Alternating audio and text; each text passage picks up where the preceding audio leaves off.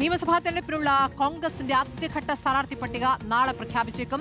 50 പേരുടെ പട്ടിക പ്രഖ്യാപിക്കാനാണ് സാധ്യത. തർക്കമുള്ള മണ്ഡലങ്ങളിൽ ഉടൻ ചർച്ചയിലൂടെ പരിഹാരം കണ്ടെത്താനാണ് നേതൃത്വത്തിന്റെ നീക്കം.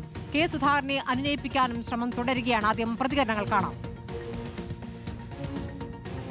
സ്ഥാനാർത്ഥികളെ പ്രഖ്യാപിക്കാൻ ആരും തയ്യാറായില്ലല്ലോ. പ്രഖ്യാപനം ഉണ്ടാവുകയാണെങ്കിൽ അതനുസരിച്ചുള്ള സ്ഥാനാർത്ഥികളുടെ പ്രഖ്യാപനം അതനുസരിച്ച് ഉടൻ തന്നെ പല ഘട്ടങ്ങളായിട്ട് സ്ഥാനാർത്ഥികളുടെ പ്രഖ്യാപനം ഉണ്ടാകും.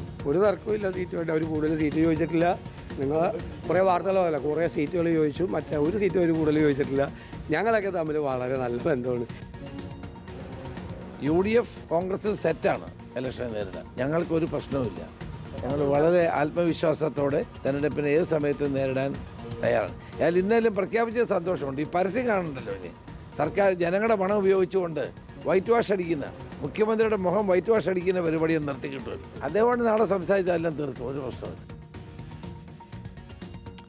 റോഷിപാലും നോബിൾ മാരിക്കാരനുമാണ്. ആദ്യം നോബിളിലേക്ക് ഒന്ന് പോകുന്നു. നോബിൾ, ഡൽഹിയിലാണ് ചർച്ചകൾ. ഇത്തവണ കേരളത്തിൽ ചർച്ച നടത്തി, പിന്നെ ഡൽഹിയിലേക്ക് പോയി, പിന്നെയും തിരിച്ചു വന്ന് ഈ പരിപാടിയില്ല. ഡൽഹിയിലാണ് ചർച്ച നടക്കുന്നത്. പക്ഷേ അപ്പോഴും തർക്കമുള്ള ചിലയിടങ്ങളിലെ പ്രശ്നം അവിടെ തന്നെ തുടരുകയാണ്. കെ സുധാകരന്റെ പ്രശ്നം ഇപ്പോൾ തിരുവനന്തപുരവുമായി ബന്ധപ്പെട്ടുമുള്ള തർക്കങ്ങളും പുറത്തേക്ക് വരികയാണ്. അപ്പോൾ നോബിൾ, നാളെ 50 പേരുടെ പട്ടിക പുറത്തിറക്കുമോ? നാളെ നടക്കാനിരിക്കുന്ന കാര്യങ്ങൾ, ഇന്നിപ്പോൾ ഡൽഹിയിലെ നീക്കങ്ങൾ എന്താണ്?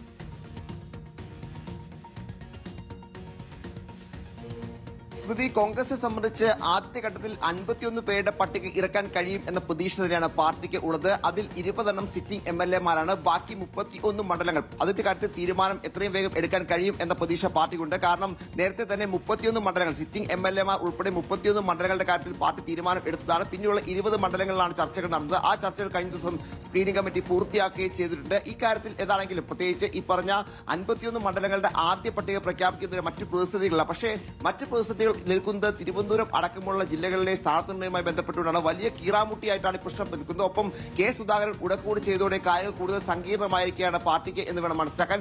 ഇന്ന് രാത്രിയോടെ കേരളത്തിലെ പ്രധാനപ്പെട്ട നേതാക്കൾ എല്ലാം ദില്ലിയിലേക്ക് എത്തുകയാണ്. നാളെ മുതൽ വീണ്ടും ദില്ലിയിൽ ചർച്ചകൾ പുനരാരംഭിക്കും. നാളെ കേന്ദ്ര തെരഞ്ഞെടുപ്പ് സമിതി യോഗം ചേർന്ന ശേഷമായിരിക്കും ആദ്യഘട്ട പട്ടിക എന്നാണ് പുറത്തേക്ക് വരാൻ പോകുന്നത്. പക്ഷേ അപ്പോഴും തിരുവനന്തപുരം അടക്കമുള്ള ജില്ലകളിൽ ഏത് തരത്തിലായിരിക്കും സ്ഥാനാർത്ഥി പട്ടിക എന്ന പ്രധാനപ്പെട്ട ചോദ്യമാണ്. മറ്റൊരു പ്രധാനപ്പെട്ട കാര്യം, കെ സുധാകരനെ എങ്ങനെ AICC അനുനയിപ്പിക്കും, ഹൈക്കമാൻഡ് അനുനയിപ്പിക്കും എന്നത് മറ്റൊരു പ്രധാനപ്പെട്ട കാര്യം. കാരണം രാഹുൽ ഗാന്ധിയും മല്ലികാർജ്ജുൻ ഖാർഗെയും നാളെ കെ സുധാകരൻ ദില്ലിയിൽ എത്തുകയാണെങ്കിൽ കൃത്യമായി തന്നെ ചർച്ചകൾ നടത്തും എന്ന് വ്യക്തമാക്കിയിട്ടുണ്ട്. പക്ഷേ കെ സുധാകരന് മുന്നിൽ നിലവിൽ ഒരു ഫോർമുലയും വെക്കാൻ ഹൈക്കമാൻഡ് തീരുമാനിച്ചിട്ടില്ല എന്നാണ് അറിയാൻ കഴിയുന്നത്. MPമാർ മത്സരിക്കേണ്ടതല്ല എന്ന നിലപാടിൽ ഹൈക്കമാൻഡ് ഉറച്ചു നിൽക്കുകയും ചെയ്യണം. കാരണം കെ സുധാകരന് ഒരു ഇളവ് നൽകിക്കഴിഞ്ഞാൽ അടൂർ പ്രകാശ് മുതൽ മറ്റ് 9ഓളം MPമാർ ഇത്തരത്തിൽ മത്സരസന്നദ്ധ അറിയിച്ചുകൊണ്ട് രംഗത്തേക്ക് വന്നിട്ടുണ്ട്. അവരെയൊക്കെ മത്സരിപ്പിക്കേണ്ട സാഹചര്യം വരും. അതുകൊണ്ട് തന്നെ കെ സുധാകരന് മാത്രമായ ഒരു ഇളവ് നൽകി ഈ പ്രശ്നം പരിഹരിക്കാൻ നീക്കം ഹൈക്കമാൻഡ് ഇല്ല എന്ന് അറിയുന്നു. പക്ഷേ കെ സുധാകരൻ പറയുന്ന ആളെ കണ്ണൂരിലേക്ക് പരിഹരിക്കാനുള്ള സാധ്യതയൊക്കെ ഉണ്ട്. കെ സുധാകരൻ എത്തും എന്ന പ്രതീക്ഷയാണ് ഹൈക്കമാൻഡും ഇപ്പോൾ ഉള്ളത്. എന്നാണെങ്കിലും വലിയ ചർച്ചകൾ കോൺഗ്രസിൽ ബാക്കി നിൽക്കുകയാണ്. കാരണം നിലവിലത്തെ ഈ പ്രതിസന്ധികൾ, പ്രത്യേകിച്ച് ശശി തരൂർ അടക്കമുള്ള MPമാർ ഇടിഞ്ഞു നിൽക്കുന്ന സാഹചര്യമുണ്ട്. കാരണം തിരുവനന്തപുരത്തെ ലോക്സഭാ മണ്ഡലത്തിലെ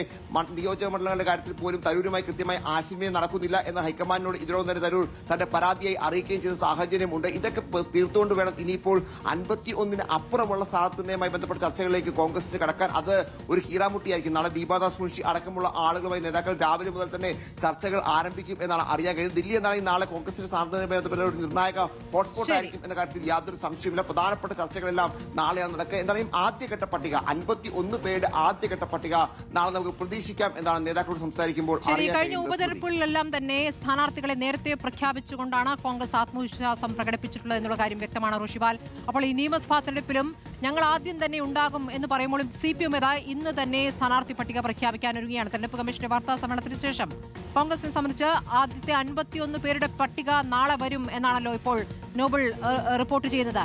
ഇവിടെ പ്രതിസന്ധികളുണ്ട്, മുന്നണിയിലെ തർക്കങ്ങളല്ല. ഇപ്പോൾ ലീഗുമായുള്ള പ്രശ്നം, ലീഗുമായുള്ള സീറ്റ് ധാരണയിൽ ഇന്ന് തന്നെ തീരുമാനമാകുമെന്നുള്ള വിവരങ്ങൾ വരികയാണ്. റോഷിപാൽ, അപ്പോൾ കോൺഗ്രസിനകത്ത് ഇപ്പോൾ ഏറ്റവും വലിയ പ്രശ്നം എന്നുള്ളത് മുൻ KPCC പ്രസിഡന്റാണ്, കെ സുധാകരനാണ്. എങ്ങനെ അനുനയിപ്പിക്കും? എന്താണ് കോൺഗ്രസ് മുന്നിൽ കാണുന്നത്? റോഷിപാൽ, സ്മൃതി, കെ സുധാകരനെ എങ്ങനെ അനുനയിപ്പിക്കുമെന്ന കാര്യത്തിൽ ഇപ്പോഴും വ്യക്തതയില്ല. കാരണം രമേശ് ചെന്നിത്തല ഇന്നലെയും കെ സുധാകരനുമായി ആശയവിനിമയം നടത്തിയതാണ്. കെ സുധാകരൻ പക്ഷേ കണ്ണൂരിൽ മത്സരിക്കുമെന്ന ഉറച്ച നിലപാടിൽ തന്നെ നിൽക്കുന്നു.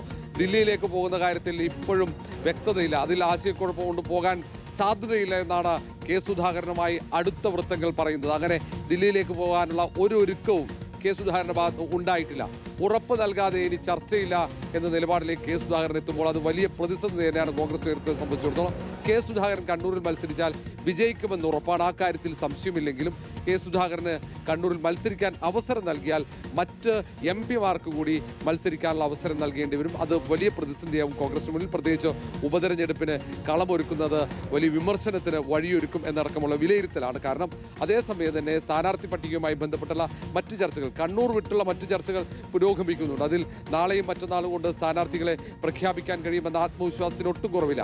കഴിഞ്ഞ നിയമസഭാ തെരഞ്ഞെടുപ്പിലൊക്കെ വലിയ തർക്കങ്ങളുണ്ടായിരുന്നു. ദില്ലിയിൽ ഏറെ ദിവസം ക്യാമ്പ് ചെയ്തിട്ടൊക്കെയാണ് സ്ഥാനാർത്ഥി പട്ടിക തയ്യാറാക്കി പ്രഖ്യാപിച്ചത്. കോൺഗ്രസ് പൊതുവെയുള്ള രീതി ദിവസങ്ങളോളം ദില്ലിയിൽ ക്യാമ്പ് ചെയ്ത് ചർച്ചകൾ നടത്തിയാണ് സ്ഥാനാർത്ഥി പട്ടിക തയ്യാറാക്കുന്നത്. ഈ തവണ നേരത്തെ പ്രഖ്യാപിക്കാൻ ശ്രമിച്ചപ്പോൾ അത് സിറ്റിംഗ് MLA മാരടക്കം എതിർത്തു. കാരണം നേരത്തെ പ്രഖ്യാപിച്ചാൽ അത് വലിയ സാമ്പത്തിക ബാധ്യത ഉണ്ടാക്കുമെന്നായിരുന്നു അവരുടെ ഒരു ആശങ്ക. അതുകൊണ്ടാണ് പ്രഖ്യാപനം വൈകിയത്. പിന്നീട് മറ്റു പല മണ്ഡലങ്ങളിലും LDFന്റെയും BJPയുടെയും സ്ഥാനാർത്ഥികൾ ആരാണെന്ന് അറിയട്ടെ എന്ന തീരുമാനം ആലോചിച്ചു. അതിനിടയിൽ ഘടകകക്ഷികളുമായുള്ള ചർച്ചകൾ പാതി വഴിയിലായി. അതും കൃത്യസമയത്ത് പൂർത്തീകരിക്കാൻ സാധിച്ചില്ല. ഒടുവിലാകുമ്പോഴത്തേക്ക് തിരുവനന്തപുരം, കൊല്ലം, പത്തനംതിട്ട തുടങ്ങി എറണാകുളം, ആലപ്പുഴ, അങ്ങനെ കാസർഗോഡ് അടക്കമുള്ള പല ജില്ലകളിലും സ്ഥാനാർത്ഥി നിർണയവുമായി ബന്ധപ്പെട്ട തർക്കങ്ങൾ ഉടലെടുത്തു.